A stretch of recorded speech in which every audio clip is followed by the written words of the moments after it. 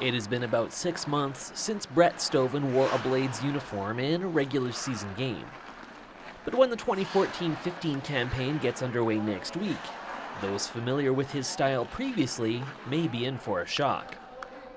Never known as a great skater, he spent the offseason refining his technique. When I was in the gym, anytime I did some sort of squatting or any jumping or anything, I made sure my base started really low, and any explosive stuff I started low and used every bit of power I could. And every day I was in the gym, I worked as hard as I could until I couldn't move afterwards. Stoven and his Blade teammates were given specific drills to work on during the offseason to improve their technique.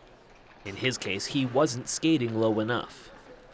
The work paid off as he recorded the fastest time in this drill. That shows that Brett was a guy that this summer really knew that he had to improve that to be here as a 20-year-old, and that shows us the amount of work he put in this summer, and that goes a long way to the coaches and the managers to pick the team, and it's great to see that if you take it seriously like that, you can get instant results. The program began on the final day of the previous regular season as players were tested by officials from the Canadian Olympic Own the Podium initiative.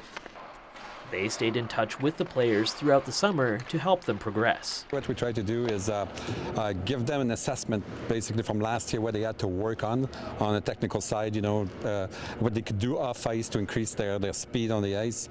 So it's not just going to the weight room as an example. They would have specific skating exercise. We get a good idea of who did their work this summer, who didn't. We get an idea of really who took the feedback from the On the Podium group, the one-on-one feedback, and really who applied it and maybe who didn't. And hopefully we're seeing, across the board, fantastic results. Sherby's the champion. Not surprisingly, one of the best results was turned in by Montreal Canadiens' first-round draft pick, Nikita Scherbak.